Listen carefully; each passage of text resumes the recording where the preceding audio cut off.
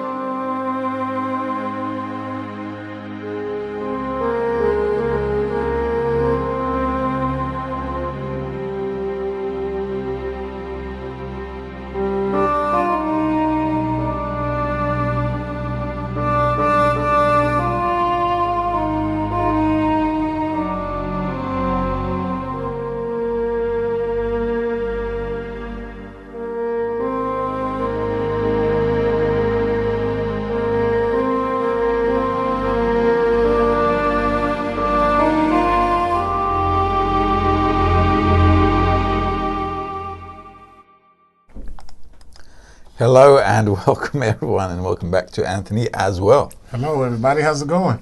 Well, we hope you guys are all well, and today technically we're on lesson number 15. And the lesson is today we're going to talk about how to discover the single force of love acting in every situation. But before we carry on, we have received 2 questions. So let's answer those 2 questions first and then get back on board and do our topic. All right, so question number 1 comes from Donald, and he says, on one hand, I'm hearing that if I do good in this world, donate blood, help the environment, it doesn't matter because the work that needs to be done happens inside me. And on the other hand, I only need to correct myself. And on the other hand, I'm hearing by doing good to people, such as family and friends, causing good to come back to me, can you help me understand? Am I to do good physically, or do I do good to myself only by studying and correcting myself? That's a very good question. Well, by no means, we don't stop our relations with the rest of the world as we study the wisdom of Kabbalah. But studying the wisdom of Kabbalah is a bit different to being good and to what we understand as being good from all the other methods like ethics and morals and so forth. Now, the wisdom of Kabbalah says we're all egoistic. So even if we do something good for other people, it's usually because it makes us feel good. And because we feel good about helping others, we feel good about ourselves. Kabbalists say, well, that's also egoistic, because most people who do good to other people is because they feel good about themselves and they feel good, pride, and so on. So on the one hand, there's that aspect. On the other hand, Kabbalists are not telling you to be a bad person or not to do good to other people. They're just saying, just be aware that being good to other people is not necessarily the kind of good that the wisdom of Kabbalah is defining. Because in the wisdom of Kabbalah, doing good means that I do not have any return for my self-benefit or any self-pleasure in that action. So in terms of the society or the community, the country or the environment that you're living in, obviously, be a nice, good, regular person in society. However, we should keep in mind that in Kabbalah, being and doing good means that I actually correct myself so that any good that I do is actually parallel to the kind of good that the Creator is doing.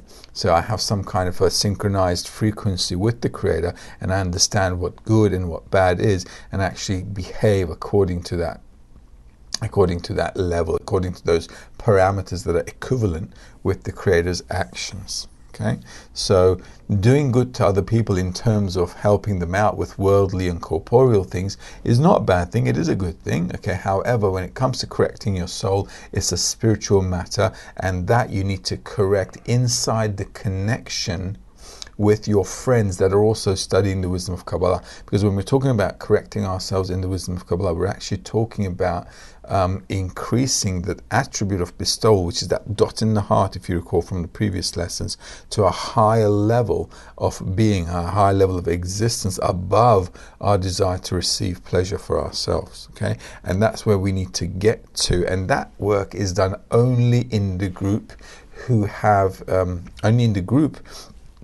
with like-minded people, because our intention, our direction, and our goal is the same. Okay, this is why we do not practice spirituality or self-correction with the people on the outside, simply because their direction is not our direction of love thy friend as thyself, or is not our direction as in wanting to come to bestowal. Because if a person is still in their corporeal nature, by default, it's not their fault. That's just how they are, and that's how they exist. But if a person has a dot in the heart plus the desire to receive for oneself in this world, what he can do now, have some free choice in between, like we discussed in previous lessons in the lesson Freedom, so that I can actually arrange myself in an environment, select that environment, and actually apply myself in it to make that change towards spirituality. Because if I start to do things on the corporeality, I'll only start to change myself corporeally. What we want to focus on is to influence the dot in the heart to cause an inner change rather than my physical actions. All right, so we keep two of them apart. Okay, you can be a nice person on the street as well. It's not a problem. However, the main goal of correction and the main work, let's say, in correction is with a spiritual group who's aimed in that direction, so that our clarifications towards good and bad can be actually spiritual discernments rather than corporeal discernments that is on the outside. However, that is a very good question.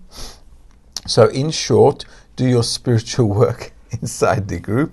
On the outside, yeah, you can be good to your family members and so on. Just understand that they're two different things. Spirituality is one thing, corporeality is something else. And all right, and our next question comes from Adumata. Please forgive me if I mispronounce your name. And it says, what is Kabbalah in Africa? Okay, that's great. Well, actually, Kabbalah doesn't look at where you are. It doesn't look at whether you're in Africa or, I don't know, in Alaska or Timbuktu for that matter. Kabbalah is for any individual around the world, no matter where he is. All right. For example, he's from Texas. Okay. There you go. You can tell he's Texan. He's had a lot of burgers and steaks. Okay. He's a big boy. And I'm actually Turkish and Australian as well. So as you can see, like, we're from different places altogether. You know, he's from one side of the planet, I'm from the other side of the planet. And however, though, what we do have in common is this inclination called the dot in the heart. And this dot in the heart is very important because it's that point inside of us that's really questioning the meaning of life. So in terms of Kabbalah, for Africa or for Australia or for, I don't know, America, Europe, it doesn't really matter. Kabbalah is for a person who's seeking the meaning of life. And that could be anyone.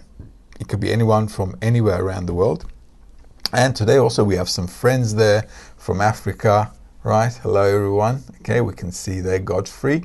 Okay, we've got some friends from Turkey. Emre's there. Hello Emre. Nice to see you on the screen as well. So, and we've got some friends from Azerbaijan as well. Okay, so we have a lot of friends from all over the world, and they're actually making this broadcast,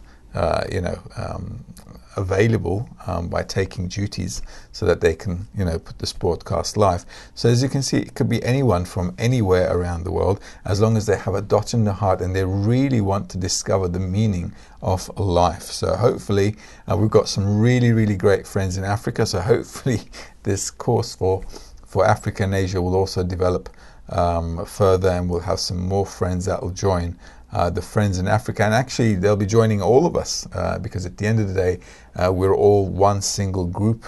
It doesn't matter where you come from, but we'd really love to see more and more friends from Africa. We have some very amazing friends in Africa, and it's a pleasure to study with them, to be with them in the same group organization studying Kabbalah. So hopefully we'll have some more African friends, and we'll spread the joy and the light. Right, that's it. That's it. Okay, great. So, lesson number 16. Once again, how to discover the single force of love acting in every life situation. Now, when you say love, it might be a little airy-fairy. You might say, what's love got to do with it? And put the Tina Turner song on. However, love has everything to do with it. And the reason we don't really understand that is because we don't understand what love is. And in our previous lesson, we talked about good and bad. We talked about why we feel bad, we feel good, and how we're in this world kind of managed through these two reigns of feeling good and feeling bad, good and evil, and so on. Now, in this lesson, what's really, really important is trying to discover the force acting behind everything and how it's relating to us. Now, that relationship is called love. Okay, so it's not something airy-fairy, but love is an attribute which allows a person to act through that attribute, and the action then becomes a force. So this is why love is a force that's acting behind reality, because the creator who's behind reality is relating to us with an attribute called love, which determines his action towards us. So love is not just a feeling that I'm going through. It's not just a sensation. It's not a buzz. It's not me being on cloud nine or anything. It's actually an attribute which allows me to behave, to relate, to act in a certain power, in a certain direction, which can influence everything, which we can actually say the same thing about hate. Now, if you look at our world, you'll see a lot of hate, and hate actually is a force, because that hatred allows people to do bad things. It pushes people to do bad things. Also, love, even though it's corporeal, if we think about it, loving somebody else also allows us, it gives us the power, the force to act in a certain way that will be good for the other person. So in this lesson, we really need to start to identify ourselves with the definition of love being a force that is pushing us, not pushing us, but really love is a force that allows us to act and relate in a way that the Creator is also relating to us. Now, you or me or anybody else in the world, actually, if we told them love was how the Creator was relating to us, would be quite shocked at what we said, because when we look at the world, it's quite bad, isn't it? We've got problems all around the world. Even if everything was good, all of a sudden we have natural disasters, don't we? I mean, all of a sudden, some country is doing rather well, and all of a sudden there's an earthquake there. For example, in Japan, right? Everything is nice, everything is flowing, and all of a sudden there's a bang earthquake. Also in New Zealand. Now, New Zealand is one of the calmest countries in the world, all right? So what happens every now and then, there's an earthquake because it's in that zone. So even if humanity was, settled down, calm, and wasn't, going through so many dramas, we'd still be having all these problems on the outside, which is actually contradictory to the definition of Kabbalists, who say, well, the Creator, or call him God, it doesn't matter what, there's just one force behind reality, is good, and he actually does good. All right, so for us, it's very, very important to understand what that love is, and what does it mean to behave good, and in what direction is good, and what is that love that is really making the action of being good possible. All right, so this is the kind of thing that we need to discover. And until we discover those things, we're not really going to understand the Creator, simply because our understanding of love in this world is reception for ourselves. Okay, we love what makes us feel good. All right, so if for example, I love chocolate, right? And if I really, really, really yearn for chocolate, and if I get chocolate, I'm really enjoying that nice chocolate, and I say to myself, chocolate, that's great, I love this chocolate. I'm not actually loving the chocolate itself, I'm loving the taste I get from the chocolate. And there's a big difference, because if you look at our relationships as well, when we tell somebody we love them, what are we actually loving about them? We actually love the pleasure we get from them. We don't actually love them. We love the pleasure we get from them. And if that pleasure goes down or declines or evaporates all of a sudden, or simply just fades away over time, then we feel that we don't love them anymore. Why? Because we're not getting any pleasure. Now, that kind of love belongs to this world. It belongs to self-love, actually, not love of others. And this is something very critical we all need to know, because in this world we talk about love quite often, loving others, we love everybody and so forth. But if you just dig down, scratch the surface just a little bit, you'll begin to understand that love is only self-love in this world. So this self-love is something we need to define first of all what it is, and then we can take a look at what the Kabbalists say about the Creator. Right? So this is what we're going to take a look at, and how we can actually discover the love of the Creator, simply because that discovery needs to enable us to come to that transformation, so we can equalize ourselves in that attribute to the Creator and perceive a higher level of reality from that attribute that the Creator has. Right then, after that little introduction, if you have also any questions during the lesson, please feel free to jot them down. Also, you can send us an email, or if you want to ask us a question and you want to write a message on YouTube, you can also do that. The guys also check the YouTube channels. If there are any questions, they'll be more than happy to send them through to us. So first of all, we have to understand how to relate to reality. Okay, let's start working on that.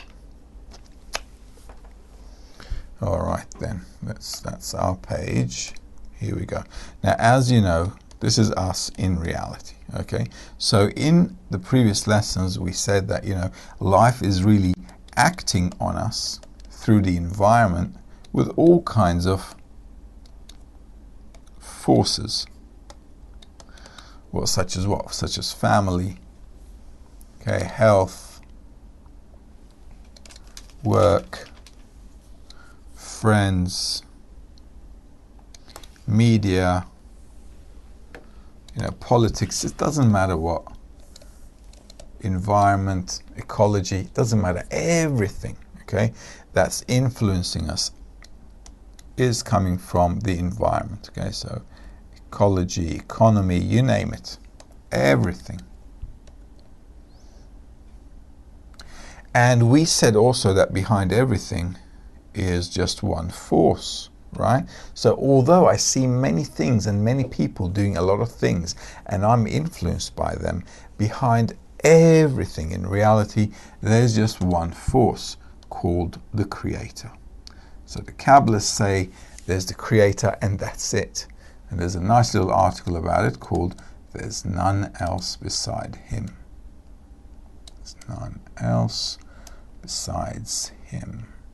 Okay, so nobody else in reality is acting at all, right, except the Creator. And what we have to do, our job as a Kabbalah student, is to discover exactly that force, how it is impacting on us, so that we're actually being influenced by world's events and our inner and outer effects, okay, even our emotions, right? Think about it, all our emotions, our thoughts, okay, all these things that are inside of us, ideas, desires, everything inside of us is actually influenced all by the environment and by the Creator behind that environment. So overall, we have the environment, all right, and we have the Creator acting behind the environment, which is influencing me in all kinds of ways. And sometimes I have a good day, and sometimes I have a bad day, okay? Depends on the kind of day I'm having. And this is the general structure. Now, Kabbalists say behind all of these events that are happening to us in this world, in our life, we have to discover this force called the Creator. And the first principle we direct ourselves towards is this formula called "There's None Else Besides Him," which means that whatever happens to me comes to me directly from the Creator as part of this setup of the environment. So everything that's influencing you, me, Anthony, all the friends on the screen, and the 8 billion people in the world, plus the planets, the sun, the moon, everything in the galaxy, the whole reality itself is only influenced by one force called the Creator. And that's what it means, there's none else besides Him. So let's read a little bit from this article called "Divinity in Exile," so we can start to have something to talk about based on some sources. It is written, "There is none else besides Him." This means that there is no other force in the world that has the ability to do anything against Him. And what man sees, that there are things in the world that deny the household, the reason is that this is His will. So even though the Creator does everything, we don't see it that way. We think, I don't know, Trump is doing something, Putin's doing something. Who's that short guy in Korea? Kim Jong-un. Kim Jong-un with the funny haircut. We think he's doing something, okay? But in other words, nobody's doing anything really. The Creator is running the show. And the Kabbalists say this is how we need to start looking at things. Because at the end of the day, think about it. If we all have to come to a purpose, which is the purpose of life, and anybody who's smart won't do anything without a purpose, Creator must surely have a purpose. Now, do you think that the Creator is going to leave anything in the hands of some guy in North Korea? No. Is he going to leave anything to Trump? No. What do they have in common except the bad haircut? They've got no control on anything, okay? Because the whole world runs on forces that is designed by nature already. So all our emotions that are coming up, all the feelings, the thoughts, everything that's coming up inside of us is through, how do you call it? Cause and consequence. And what we do is just react to it. Okay, so something happens and we take action towards it. So nobody really has much choice except to flow with whatever is happening and react to situations through our nature, which is to move towards the good and run away from evil. Simple. And that's how we're running. That's the program, that's the software we have. So it's obvious that the Creator is not going to leave anybody's destiny in any other person's hand, because that would just be crazy. Okay? So all the good and all the bad things, no matter what happens in the world, is all specifically, even the worst things you can imagine, right? From, I don't know, from the atomic bomb being dropped in Hiroshima, in Japan, 2 of those bombs were dropped there, from the Holocaust in the Second World War, from all the wars and all the people that died in all of the worlds, in all the history of humanity, all of them were actually a part of our development, which was in the path of development. And there was nothing we could actually do about it, because there is nothing to do about it. Humanity is simply developing by the force of egoism in an automated software which is running inside of us, and there's nothing we can really do about it until the dot in the heart awakens and starts asking that question, wait a minute, hold your horses. What is the meaning of my life? What am I doing here? Right? Now that question is obviously going to now bring a person in its development, in his or her development, into a split. So there is my corporeal life, and there is my life that is seeking an answer to the meaning of my life. So I've got 2 things now, instead of just running on pain and pleasure. I'm also now running on a quest to find the truth. Is it somewhat like all these events, all these things that are happening are pushing us to the point where we ask that question? Come again? I said, is it somewhat like all these events, all these things that are happening, is pushing us to a point where we're getting ourselves ready to ask that question? Absolutely. What is the purpose of my life? Why am I here? Why is all these things happening? Absolutely, because as we suffer, because suffering is increasing, we begin to ask ourselves questions like, why am I not happy? Why are we suffering? Why is humanity suffering? What's the purpose of being born here? I don't know when I'm going to die. It could be tomorrow, could be in the next second. We don't know. And anything could happen at any moment. We have no control. I mean, what are we living for? So a person needs to start to discover that question, and the question, needs to start to ask that question, but that question will only pop up in a person until he reaches or she reaches a level of suffering where he or she can no longer live without answering this question. Well, why are we going through all these dramas?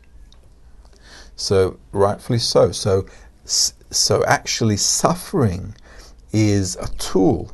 It's actually bringing us closer to the goal, because it's beginning to push us to ask, why are we living? What's the meaning of everything? Okay.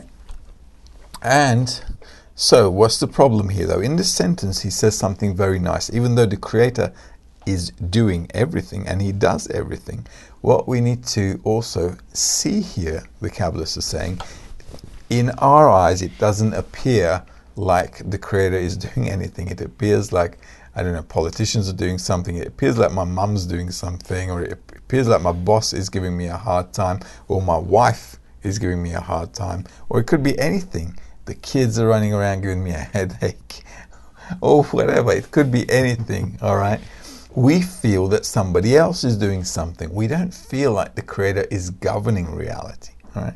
And the reason Kabbalists explain that that is so is because the Creator designed it that way. Simply because if we saw the Creator, well, we wouldn't have anything to talk about, would we? We just know that He's doing the action. We would not have any freedom of choice because we'd be seeing the Creator, and then we'd just say, okay, you tell us what to do and we'll just do it. And that would make us remain in the same degree as an animal. But the purpose of life is not to be an animal. The purpose of life is to be like the Creator.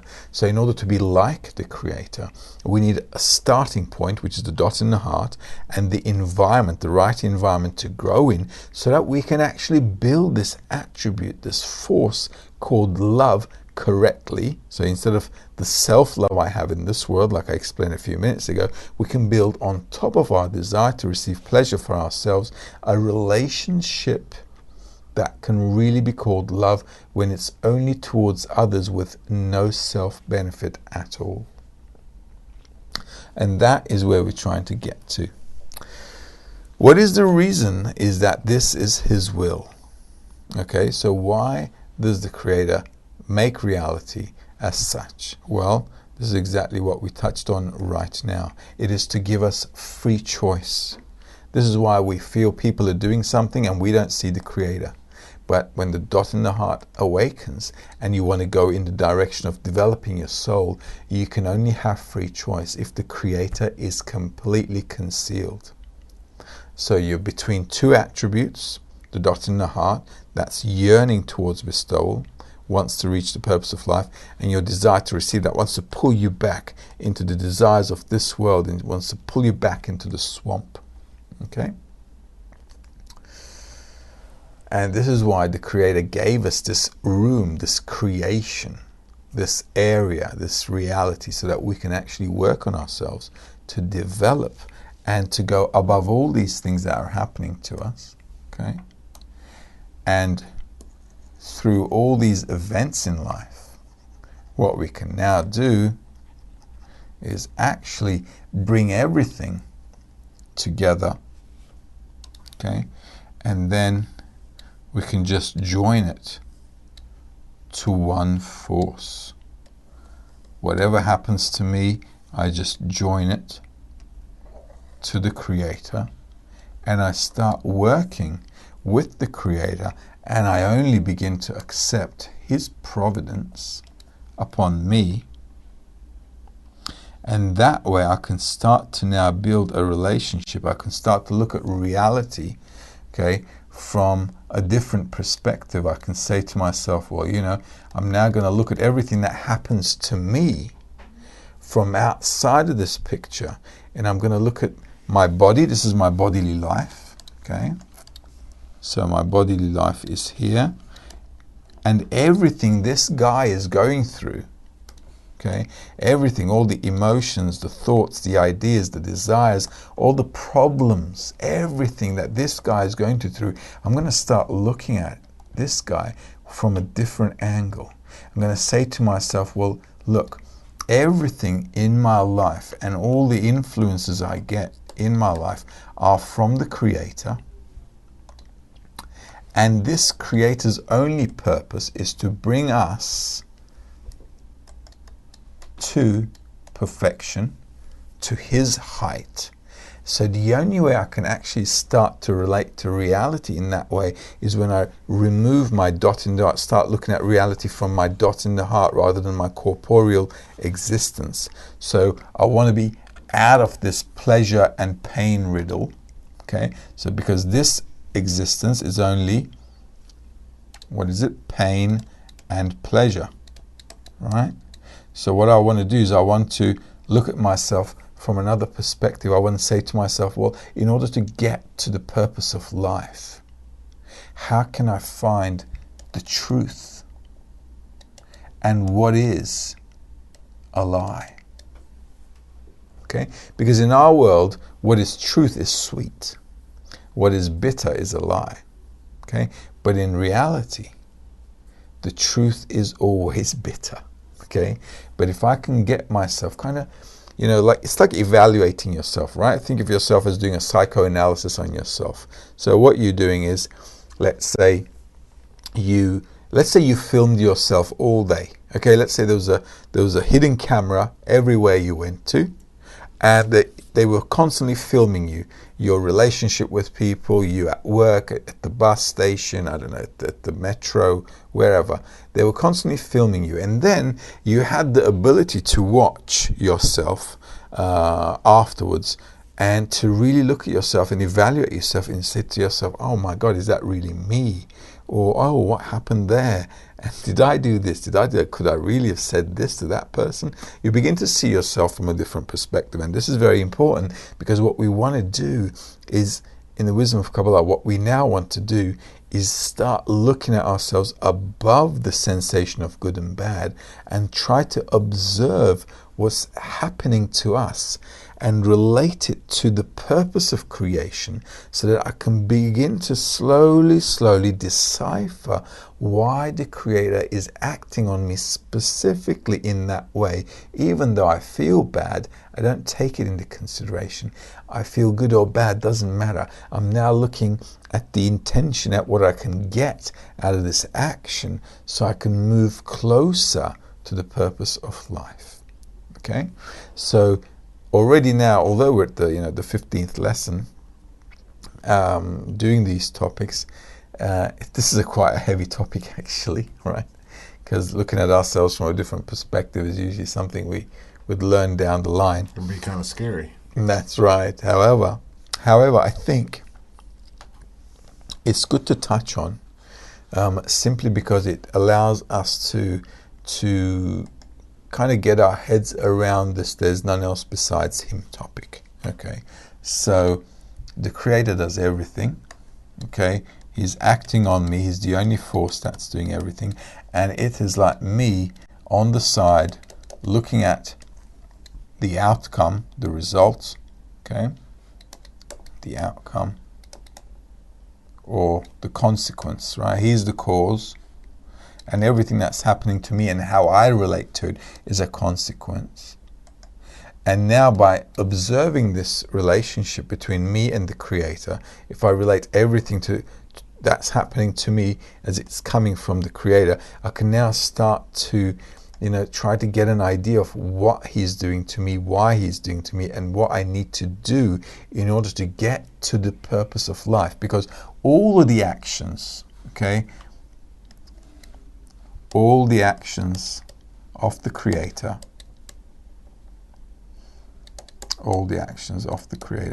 are only to bring us closer to the purpose of life, to bring us closer to the purpose of life. Okay? That's what the Creator is doing. All of His actions are only designed on that.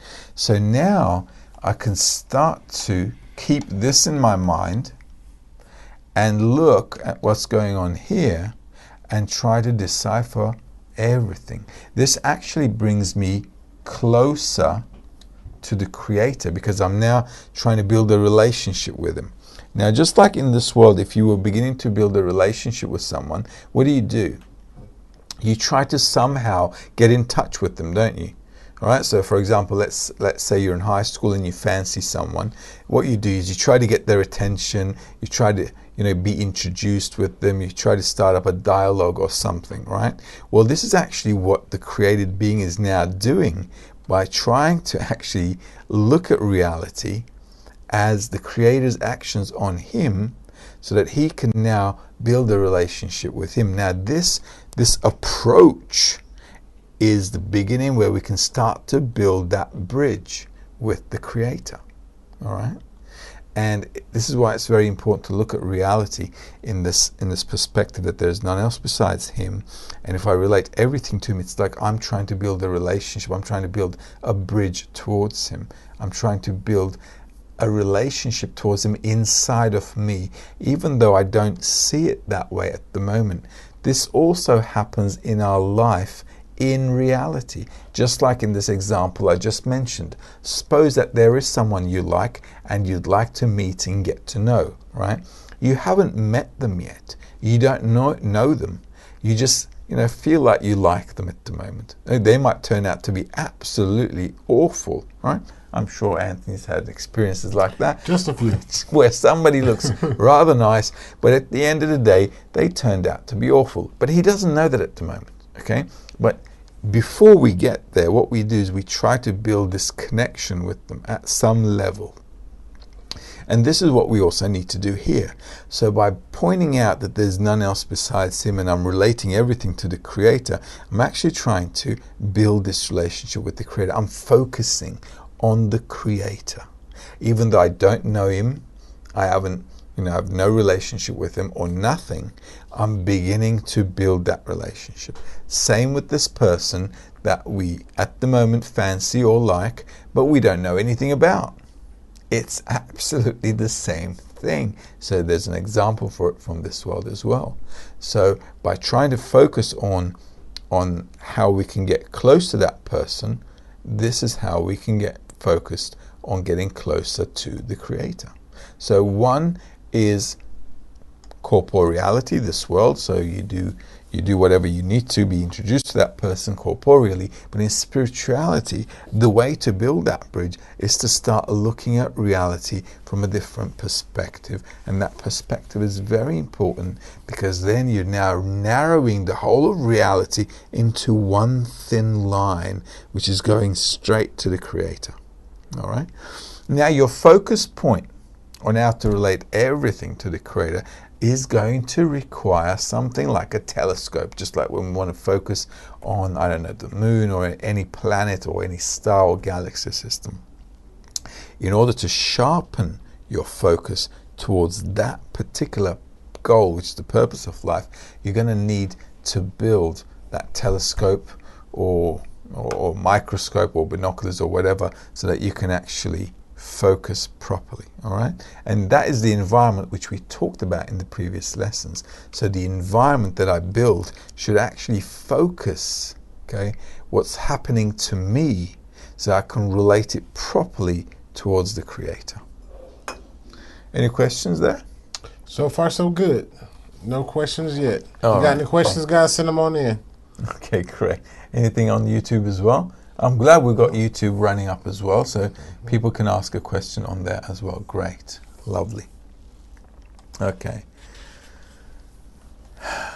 Okay, so the difference between how people relate to, there are also religions who relate to everything comes from the Creator. There's only God does everything and so on. And also Kabbalists are telling us there's none else besides him. So there's a question as to, well, what's the difference, right? So what's the difference between religions who say God is doing everything and Kabbalists who say, well, the Creator is doing everything? Well, there's a big difference, simply because a person who's engaged in religion is not really trying to build that relationship to the Creator in terms of bestowing to the Creator. Because what a person with a dot in the heart in the study of wisdom of Kabbalah is trying to do is actually equalize himself to the attribute of love which the Creator has. A religious person in a religion doesn't really care about equalizing himself to the Creator. He or she really cares about one thing: how to get fulfilled, or how to go to heaven. You can see people actually blow themselves up because in their religion they believe they're going to go to heaven. Okay, so people actually kill themselves for this. So this is what is that? Well, that's like egoism, isn't it? I'm going to kill myself, blow up other people as well, because I think now I'm going to go to heaven. It's like a person committing suicide and taking a bunch of other people with them on some crazy idea. Okay, so the difference between the religious people who believe and do actions with that idea and what the Kabbalist does is completely different, because a Kabbalist wants to come to bestow to the Creator, just like the Creator is bestowing and relating with love towards that person. This is why we need to discover love, so that we can build that connection with the Creator like two friends. And in religions, they don't have that. In religions, what they really want is to have the next world, and obviously they use all kinds of things in religion to make money in this world as well, to have money, power. And as we can see in the 21st century, really, religion has been used and abused so much to lure people into, getting rich, making money out of religion and having power and all these kind of things, that is actually so in front of our eyes that there's nothing really to talk about in this topic and nothing to really relate to with the wisdom of Kabbalah at all. So this is very important for us to also discern. As you know, the wisdom of Kabbalah is a science. So in this wisdom, in the science, what we're trying to do is to look at all the forces of nature, and we're trying to focus the events that are happening on us, and we're working on ourselves. When I say working on ourselves, we're actually investigating ourselves. We're investigating the changes that are occurring in us and how we can relate that, direct that towards the purpose of life, so we can actually move forward and get to the purpose of life, which is to reach the level of the Creator, which is to be like the Creator. And in no religion there is anything about being like the Creator. There's always something about getting something from the Creator, but nothing about giving to the Creator. And Kabbalah is why so different, because all we want to do as a group of Kabbalists is we want to bestow to the Creator. All right? In other words, it's like a child who wants to grow up and become like his father. All right? Whereas other people want to remain and get everything from their father, even at the age of 20, 30, 40, 50, 60. Still like kids who are little. All right, so they're like 60 years old and still want candy like they wanted it from their parents. But a Kabbalist wants to reciprocate the love of the Creator back to the Creator, wants to actually grow up, wants to participate in reality like the Creator, wants to be a partner in reality with the Creator. And just like what we want for our children is for them to grow, to be wise and strong and be able to walk on their own 2 feet, the Creator also wants us to walk on our own 2 legs in His reality. So the wisdom of Kabbalah is a science that allows us to grow up and to attain this higher level of consciousness in the reality of the Creator. And that is why this wisdom is so, so special. All right? And this is why we have to relate to everything that happens to us as coming from the Creator. And we have to filter it out through the study inside the environment. Okay? So the environment and the lessons about the environment we're going to touch on in the second semester. However, though, let's touch it on here so that you can understand how the focus needs to be, right? So there's a person with a dot in the heart, okay? First of all, there's the Creator. And there is, who's with us? Is there anyone with us today? Let's see. Okay, Here. Godfred is with us. Let's put Godfred here. I know Emre is with us today. Emre's here. Okay, so we've got Godfred. We've got Emre, we got Kerem, he's here with us. Okay, we got you, Anthony. We got me, that's me. All right, and then we've got Kurt. Kurt is also with us. Okay, so what happens is this is an environment, so a group of students, a group of Kabbalah students. Okay, Kabbalah students, and what we have is that we have the Rav, we have the sources. And as you can see, we have the friends. Now the interesting thing here is that this environment only focuses on the dot in the heart.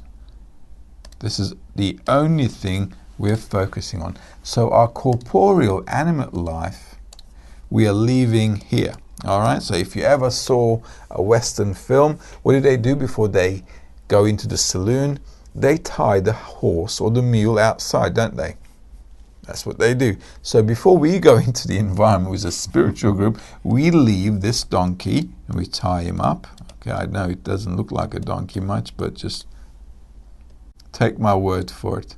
Okay? I'll trust you. Okay, so we leave him outside.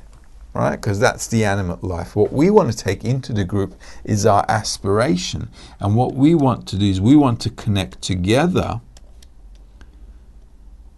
in this desire to bestow to the Creator. All right. So we want to create a common desire towards the Creator inside the group. And this is very important, because when you're on your own and you try to get spiritual, you can't really make it. Okay, you can't. It's like you can't live in the 21st century on your own, really. I mean, if you do live on your own, you're going to really suffer. Okay, you have to build your own house, you have to grow your own food, you got to make your own clothes. It's like when everything is ready there in the supermarket and in the shopping mall, you go out and do everything yourself. And that's just like suffering. Okay, really. So what you can do is get help from other people. Now, the dot in the heart is just a little spark. It's a dot. If anybody just came and went, it'll be gone. All right. So what we want to do is to grow that by using the environment. So by studying, by being together with the friends, we want to build a common connection called love of others. Now, love of others, as I said in the beginning of the lesson, is nothing airy-fairy. It's nothing to be taken lightly. Why? Because we're talking about developing inside of ourselves a new trait, and that trait allows you to see reality from the perspective of the Creator, because it allows you to get out of your skin. It allows you to get out of yourself. Because we're in this mode right now, which is called self-love, I can only observe what is inside me. And what is inside me is the most narrowest, shallowest life you can possibly have. However, the attribute of love, when it's attained in the same frequency or degree as the Creator, you begin to feel the whole of reality. Not just what you feel in you, but what you feel in everything.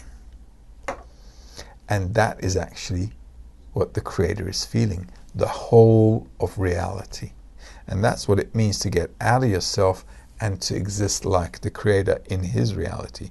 So this common work that we do with the others is very important for us to start relating to the Creator also in a very special way, where I don't get any feedback for myself.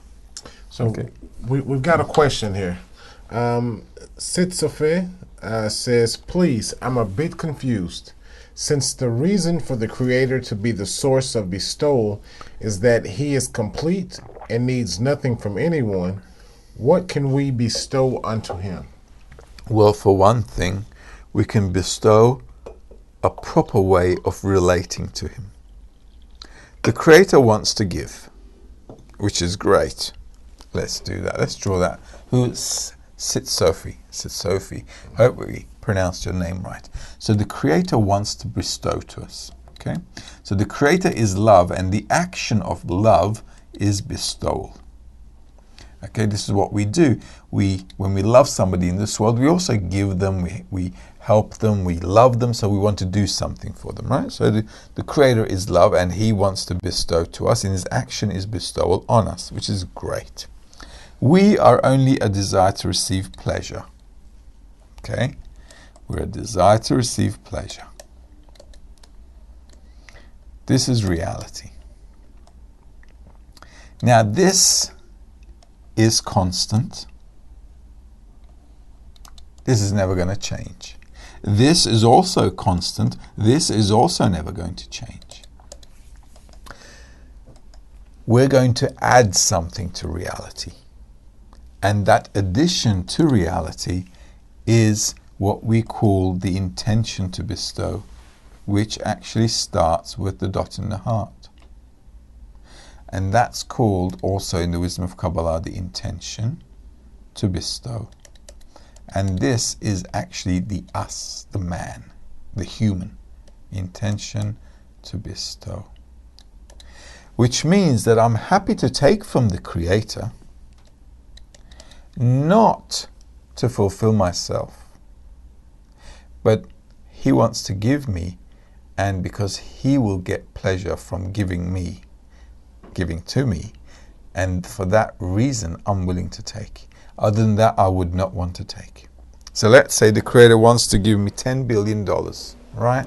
I'm sure we'd all love to open our pockets and say, yeah. Okay. However, in spirituality, you don't want to take that unless you can bestow to the Creator to that extent. And the slightest uncertainty regarding that will stop you immediately. You don't want to take anything from the Creator for yourself unless you're 100% certain that it is going to give Him pleasure. And as far as you're concerned, you don't care if you get pleasure or not. That is called the intention to bestow, where I don't relate the situation to my fulfillment, but I relate the situation to my love towards the Creator. Just like His love towards me, I want to relate and equalize myself with the same degree of love towards Him. And until that love is equal, I don't want to do anything to stain that, okay, to damage that relationship. So what was the question again? Since the reason for the Creator to be the source of bestowal is that He is complete and needs nothing. That's right. And from anyone that needs nothing from anyone, what can we bestow? Well, this is what we do. We bestow to Him the relationship, how we relate to His actions to us. Okay? Just like when we're growing up, imagine how we relate to our parents. As we grow up, as we're kids, right, we look at our parents as what? A source of pleasure. Don't we? We get chocolates from them, we get sweets from them, they take us out, they play with us. You know, we don't feel like we're abusing our parents, but as kids are growing up, they're actually really abusing their parents. They say, I want this, I want that, can you give me this, can you give me, and if you don't, they just cry their hearts out. And everybody thinks you're a bad mommy and daddy, okay, because they're crying in front of everybody. They really make you look bad, okay. It's really abusive, actually. However, as they grow up, as we all grow up, what happens is we begin to relate to our parents in a way that, you know, we want to give back something because we understand, especially after we become parents, we understand how great they actually were, right? So what we do now is to arrange our relationship in such a way that we want to take care of them. We visit them when they're older. We invite them to us. They stay with us. We want to give more to them rather than suck their blood. Well, obviously it's a matter of personality, but in terms of generality I'm talking, right?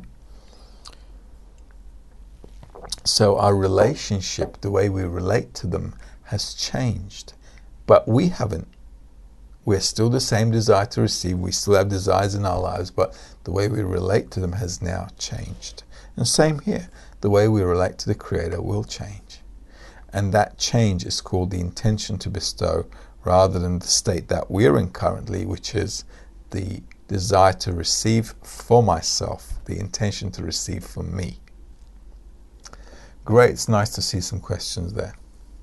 Any other questions there, Anthony? I think that was the last one. All right, great. Now, this lesson is pretty much